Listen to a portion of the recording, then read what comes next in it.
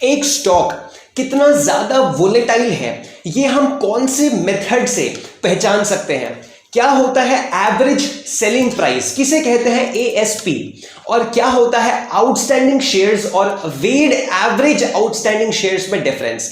आज के इस वीडियो में हम ये डिटेल में समझने वाले हैं। नमस्कार आप सभी को, मेरा तहे दिल से नमस्कार। मैं शुभम बिष्ट स्वागत करता हूं आप सभी का इस YouTube चैनल में जिसका नाम है TYSM स्टॉक इन्फो। आज के इस वीडियो में हम समझेंगे कि स्टॉक कितना ज्यादा वोलेटाइल है, इससे हमारे इन्वेस्टर के एनालिसिस में या आप अगर कभी शेयर चुनते हैं तो उसमें कैसे आपको ये हेल्प कर सकता है या कैसे आपको गलतियां करने से बचा सकता है। शुरू करते हैं सबसे पहले आउटस्टैंडिंग नंबर ऑफ शेयर्स किसे कहा जाता है। कई बार हम देखते हैं अलग अलग न्यूज में या फिर कोई ना कोई हेडलाइंस में हमें दिखता है आउटस्टैंडिंग नंबर ऑफ शेयर्स। ये average weighing average number of outstanding shares से कैसे अलग है? सबसे पहले हम पहचानते हैं आउटस्टैंडिंग नंबर ऑफ शेयर्स क्या होता है। वो सभी शेयर्स जो कि इन्वेस्टर्स ने अभी लिए हुए हैं, होल्ड किए हुए हैं, वो सभी उनका total and plus restricted shares. Restricted shares कौन से होते हैं? वो सभी शेयर्स जो कि कंपनी के ऑफिसर्स के पास है या कंपनी के इनसाइडर्स के पास है या कंपनी के एम्प्लॉयज के पास है, उन्हें कहते हैं रेस्ट्रिक्टेड शेयर्स। तो वो सभी शेयर्स जो इन्वेस्टर ने होल्ड किए हैं प्लस रेस्ट्रिक्टेड शेयर्स, इनको जब ऐड करते हैं तो ये आता है आउटस्टैंडिंग नंबर ऑफ शेयर्स। इसे कहते हैं outstanding number of shares. Total shares जो इन्वेस्टर ने अभी होल्ड किए हैं प्लस जो रेस्ट्रिक्टेड शेयर्स हैं। अब आप समझ गए आउटस्टैंडिंग नंबर ऑफ शेयर्स क्या होता है। अब समझते हैं वेड एवरेज आउटस्टैंडिंग शेयर्स किसको कहते हैं। वेड एवरेज यानी कि आउटस्टैंडिंग नंबर ऑफ शेयर्स को चेंज किया जा सकता है। कैसे कोई company outstanding number of shares को चेंज कर सकती है? या तो कंपनी न्यू स्टॉक अगर इश्यू करती है, न्यू शेयर्स को इश्यू करती है, तो outstanding number of shares increase हो जाएंगे और जो इन्वेस्टर अभी जितना ईपीएस उस पर कमा रहा है वो ईपीएस पे डिवाइड हो जाएगा। अब अगर कंपनी शेयर्स को बाय बैक कर लेती है, वापस खरीद लेती है, तो क्या होगा? Outstanding number of shares decrease हो जाएंगे। तो इस तरीके से, और एक और मेथड है, कंपनी के एम्प्लॉयज के पास ऑप्शंस होते हैं, स्टॉक ऑप्शन कहा जाता है। यानी कि कंपनी के जो एम्प्लॉयज होते हैं, किसी किसी केसेस में एम्प्लॉयज को एक स्टॉक ऑप्शन प्रोवाइड किया जाता है थ्रू द एम्प्लॉयर, जिन्होंने उन्हें काम पे रखा है, उनके थ्रू ये एक स्टॉक ऑप्शन दिया जाता है। स्टॉक ऑप्शन यानी कि एम्प्लॉय के पास एक ऐसा राइट है कि वो किसी भी मोमेंट ऑफ टाइम पे एक सेट नंबर ऑफ शेयर्स को परचेज कर सकते हैं, एक सेट प्राइस पे, एक प्री सेट प्राइस पे, जो कि प्राइस पहले से ही फिक्स हो जाता है। वो प्री सेट प्राइस पे आगे फ्यूचर में कभी भी एक सेट नंबर ऑफ शेयर्स को परचेज कर सकते हैं। ये सेट प्राइस को ग्रांट प्राइस भी कहते हैं, स्ट्राइक प्राइस भी कहते हैं, और इसी के अलावा एक्सरसाइज प्राइस भी कहा जाता है। और ये जो टाइम है, जितने ड्यूरेशन में एम्प्लॉय स्टॉक को परचेज कर सकता है, वो मोस्टली 10 ईयर्स का रहता है, या फिर कंपनी कॉर्पोरेट्स अपने हिसाब से उसको रखती हैं। तो ये इस तरीके से भी शेयर्स को इंप्रूव या फिर डिक्रीज किया जा सकता है। अब आउटस्टैंडिंग नंबर ऑफ शेयर्स अगर इंप्रूव होते हैं या डिक्रीज होते हैं तो किस गति से ये इंप्रूव या डिक्रीज हुए हैं या फिर क्या चेंज आया है आउटस्टैंडिंग नंबर ऑफ शेयर्स में, इसको कैसे पता लगाएं?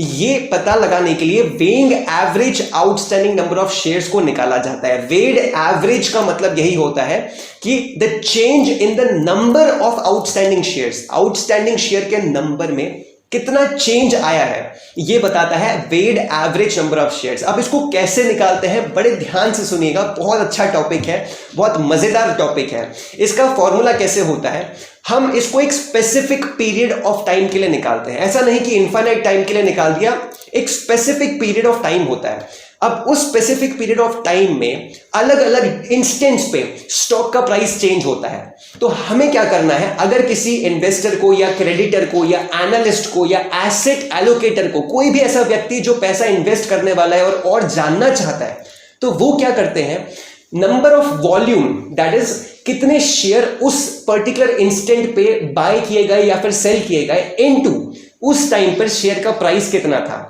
प्लस नेक्स्ट मोमेंट में कितने वॉल्यूम ट्रेड हुई, इनटू उस टाइम पर शेयर का प्राइस कितना था। ऐसे करते करते तब तक उतने इंस्टेंसेस, उतनी वैल्यूज हमको लेनी है जितना स्पेसिफिक पीरियड ऑफ टाइम हमने डिसाइड किया है, इन सब को ऐड कर देना है। जो वैल्यू फर्स्ट से आई उसको ऐड किया, सेकंड इंस्टेंस से आई उसको ऐड किया, थर्ड इंस्टेंस से आई, ऐसे करते करते जितने भी इंस्टेंस से वैल्यूज आती है इन सभी को ऐड करके डिवाइड कर देंगे आउटस्टैंडिंग नंबर ऑफ शेयर से, तो हमारा वेड एवरेज आउटस्टैंडिंग शेयर्स निकलकर आ जाता है। ये होता है वेड एवरेज आउटस्टैंडिंग शेयर्स। अब इस टर्म को कहां यूज करते हैं ये तो हमें जानना होगा, क्योंकि हमने मतलब समझ लिया, लेकिन कहां यूज होता है। इसे बेसिक ईपीएस निकालने के लिए यूज किया जाता है, basic earning per share. Earning per share आप जानते हैं कि कंपनी जितना अर्न करती है, जो कंपनी का मुनाफा हुआ है, अर्निंग्स हुई है, प्रॉफिट हुआ है, उस प्रॉफिट को अगर total number of outstanding share से डिवाइड करते हैं तो एक शेयर के पीछे कितना ज्यादा कंपनी अर्न कर रही है, कितना प्राइसिंग्स कंपनी की कितनी अर्निंग्स रखी है एक शेयर के पीछे, वो ईपीएस होता है। अब ईपीएस दो तरीके के होते हैं, डाइल्यूटेड ईपीएस और बेसिक ईपीएस। तो ये जो बेसिक ईपीएस है इसे निकालने के लिए हमें वेड एवरेज आउटस्टैंडिंग शेयर्स को डिनोमिनेटर में रखना होता है। ईपीएस का फॉर्मूला आप सभी जानते हैं, अगर नहीं जानते तो मैं आपको वापस से एक बार बता दूं, net income divided by outstanding number of shares, ये एक सिंपल अर्निंग पर शेयर का फॉर्मूला है। अब बेसिक अर्निंग पर शेयर को निकालने के लिए आपको net income minus preferred dividends करना होगा divided by weighted average outstanding shares. अब ये वो शेयर्स हैं जिसमें डाइल्यूशन नहीं हुआ है, डाइल्यूशन यानी कि नॉन डाइल्यूट शेयर्स हैं। अभी तक इसमें कंपनी ने शेयर्स को बाय बैक नहीं किया, कंपनी ने न्यू शेयर इश्यू नहीं किए, या फिर जो स्टॉक ऑप्शन था एम्प्लॉय का उसको शेयर्स में कन्वर्ट नहीं किया। ये बिल्कुल नॉन डाइल्यूटेड शेयर्स हैं, तो इससे हमें बेसिक ईपीएस निकलता है। वो सभी कंपनीज जिनका एक नॉर्मल कैपिटल स्ट्रक्चर है, बहुत कॉम्प्लेक्स कैपिटल स्ट्रक्चर नहीं है, वो यूजुअली बेसिक ईपीएस ही देती हैं। और ऐसी कंपनीज जो कि बहुत कॉम्प्लेक्स डाइल्यूटेड कॉम्प्लेक्स स्ट्रक्चर, जो कैपिटल स्ट्रक्चर है उनका वो बहुत कॉम्प्लेक्स है, तो वो कंपनीज बेसिक एंड डाइल्यूटेड दोनों ईपीएस देती हैं, बिकॉज ये बोथ द फाइनेंशियल रेशियोज, दोनों मेट्रिक्स हमें काम आते हैं ड्यूरिंग एनालिसिस। अगर हमें ईपीएस को हमें कैश फ्लो पर शेयर से कंपेयर करना है तो हमें उस कॉम्प्लेक्स कैपिटल स्ट्रक्चर वाली कंपनी के लिए हमारे पास दोनों ईपीएस होने जरूरी है, बेसिक ईपीएस एंड आपका डाइल्यूटेड ईपीएस। अब आते हैं सेकेंड टॉपिक पे जिसका नाम है एवरेज सेलिंग प्राइस। ये हर इंडस्ट्री, हर बिजनेस में, हर एक प्रोडक्ट, हर एक सेक्टर में काम आने वाला है। आपको भी अपने इन्वेंट्री मैनेज करने में या फिर न्यू प्रोडक्ट्स का, अगर आप एक रिटेलर हैं तो आपको न्यू प्रोडक्ट्स का प्राइस डिसाइड करने में एएसपी बहुत काम आता होगा। एएसपी बहुत लोगों को डाउट होता है कि क्या होता है एएसपी, एवरेज सेलिंग प्राइस किसे कहते हैं। घबराने की कोई बात नहीं है, बहुत सिंपल सा टॉपिक है। एवरेज सेलिंग प्राइस एक मल्टीपल प्रोडक्ट्स की जब सेल होती है तो टोटल रेवेन्यू कितना जनरेट हुआ डिवाइडेड बाय कितने नंबर ऑफ प्रोडक्ट सेल हुए, वो हमें एवरेज सेलिंग प्राइस बताता है। अब इसको अगर हम एक ही इंडस्ट्री के अंदर एक प्रोडक्ट लाइन में करें, यानी कि मान लीजिए कि हमारे पास अलग अलग प्रोडक्ट्स हैं और हमारे पास टोटल सेल हुई 1 लाख रुपए की, और मानिए टोटल जो प्रोडक्ट्स बिके वो 100 प्रोडक्ट बिके, तो हमारा एवरेज सेलिंग प्राइस आ जाएगा 1000 रुपीज। इसी हिसाब से अलग अलग प्रोडक्ट मैन्युफैक्चरर्स, अलग अलग प्रोडक्ट प्रोड्यूसर्स और रिटेलर्स एएसपी का यूज करके अपने प्रोडक्ट्स का प्राइस डिसाइड करते हैं। उन्हें मार्केट में स्टडी करना होता है, यानी कि मान लीजिए एक मोबाइल ब्रांड है या फिर सोफा है या फिर लैपटॉप्स हैं या फिर आप मान लीजिए चेयर्स हैं या कुछ भी इंडस्ट्री है। अब on the case of mobile आपके अलग अलग ब्रांड सेल हो रहे हैं, तो सभी ब्रांड्स जो मार्केट में हैं उसका एक एस्टिमेटेड हमें बेंचमार्क निकालना होता है, that is average selling price कितना है जितने पे कस्टमर, एक कंज्यूमर उसको परचेज कर रहा है, और उस बेसिस पे आप अपने प्रोडक्ट का प्राइस निकाल सकते हो जिससे एटलीस्ट आपको भी अच्छा बिजनेस मिले। तो ये होता है average selling price. Average selling price Apple के केस में बहुत ज्यादा है, गोल्ड के केस में बहुत ज्यादा है, डायमंड के केस में बहुत ज्यादा है। वहीं अगर हम बुक्स की बात करें, पेन, पेंसिल, रबर की बात करें तो वो बहुत कम है। तो इस हिसाब से product wise, industry wise, sector wise ASP average selling price differ करता है। अब बात करते हैं हमारे थर्ड और सबसे ज्यादा इंपॉर्टेंट और मजेदार टॉपिक की, कि स्टॉक की वोलैटिलिटी कितनी ज्यादा इंपॉर्टेंट होती है, क्यों सभी इन्वेस्टर्स सबसे पहले इन्वेस्ट करने के सबसे पहले स्टॉक की वोलेटिलिटी चेक करते हैं कि ये स्टॉक कितना ज्यादा वोलेटाइल है, क्या ये बहुत हाई वोलेटाइल स्टॉक है, क्या ये लो वोलेटाइल स्टॉक है, और ये होता क्या है, वोलेटिलिटी का मतलब क्या है। अब आप समझिए, कोई भी स्टॉक अगर कोई इन्वेस्टर परचेज करता है तो पहले वो अपने हिस्टोरिक उस पर्टिकुलर स्टॉक को फंडामेंटल एनालिसिस करने के दौरान वो उस स्टॉक की हिस्टोरिक ग्रोथ को चेक करता है, हिस्टोरिक प्राइस को चेक करता है कि वो प्राइस कितना ज्यादा ऊपर गया फिर कितना नीचे आया। ये जो डिफरेंस है हाई पीक और ट्रोग का, ये जो डिफरेंस होता है इसे कहते हैं वोलेटिलिटी।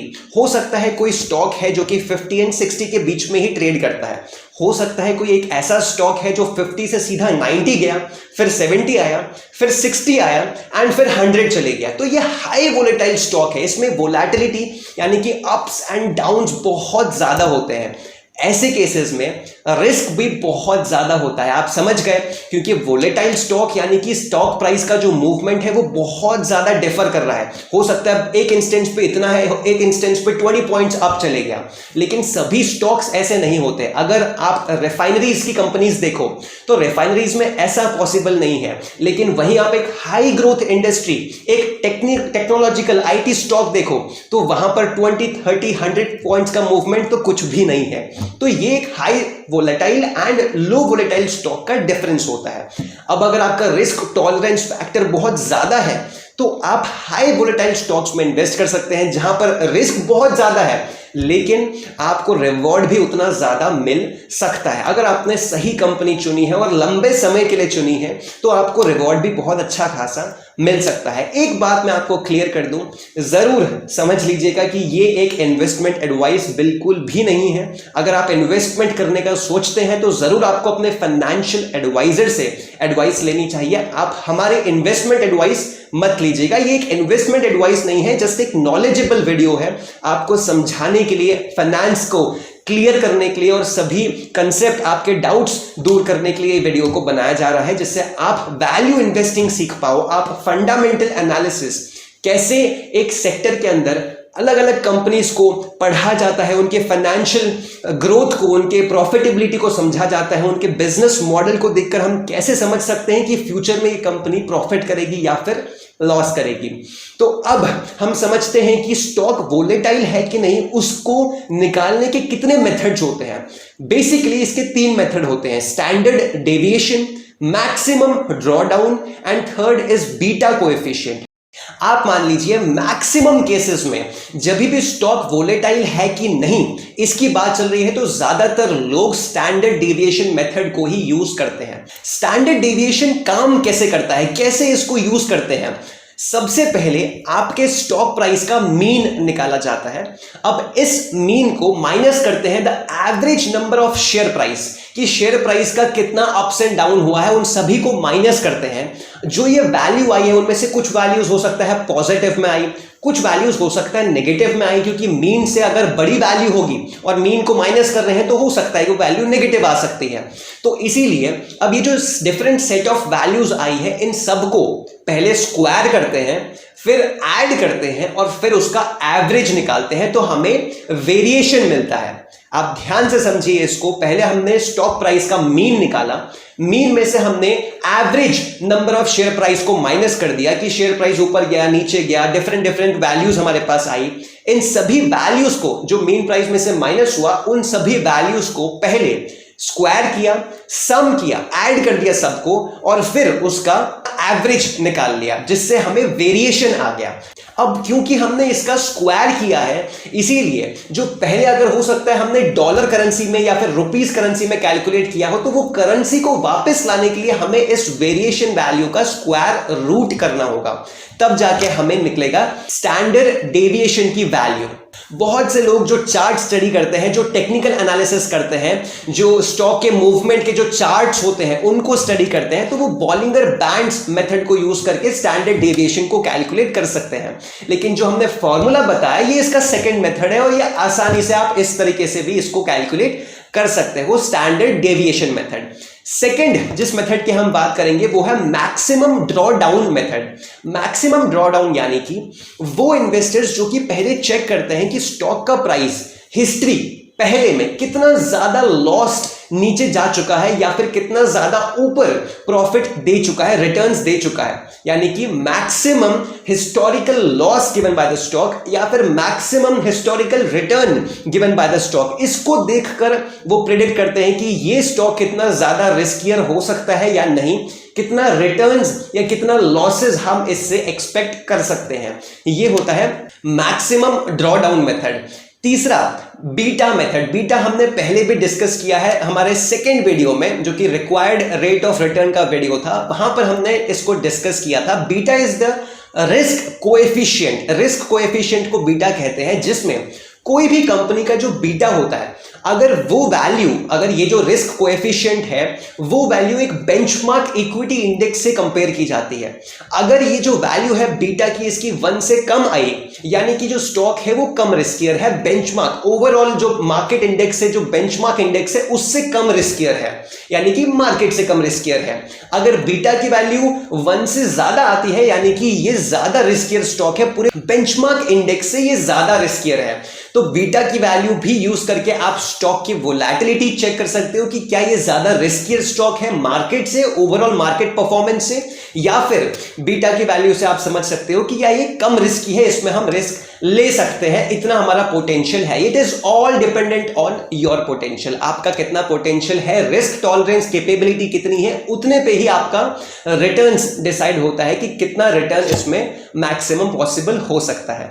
तो आशा करता हूं आपको ये तीनों topics, outstanding number of shares, weighted average outstanding shares, किस तरीके से आप स्टॉक का वोलैटिलिटी चेक कर सकते हो, और एएसपी एवरेज सेलिंग प्राइस क्या होता है, आपको ये सभी कंसेप्ट्स डिटेल में समझ में आ गए होंगे। अगर आपको कोई भी डाउट है, कुछ भी आप पूछना चाहते हैं, तो हमारे YouTube पेज पे ऊपर राइट साइड पे आपको सभी सोशल मीडिया अकाउंट्स के लिंक्स दिख जाएंगे। आप कहीं पे भी आके हमें सीधा डायरेक्टली क्वेश्चन पूछ सकते हो। अगर आपको वैल्यू इन्वेस्टिंग में कुछ डाउट है, फंडामेंटल एनालिसिस में कुछ डाउट है, तो भी आप वहां आकर पूछ सकते हैं। हमारा TYSM का प्रेडिक्शन 3rd वीडियो बहुत जल्द हमारे पेज पे लाइव होने वाला है, जिसमें हमने बहुत बेहतरीन कंपनी का रिव्यू किया है। बहुत अच्छी कंपनी है और बहुत अच्छा रिजल्ट्स देने के लायक है और दे सकती है, जिसमें हमने उसका पूरा फाइनेंशियल रिव्यू किया है। बहुत जल्द आपके लिए वो वीडियो आने वाला है। आशा करता हूं अगर आपको वीडियो से बहुत कुछ सीखने मिला होगा, तो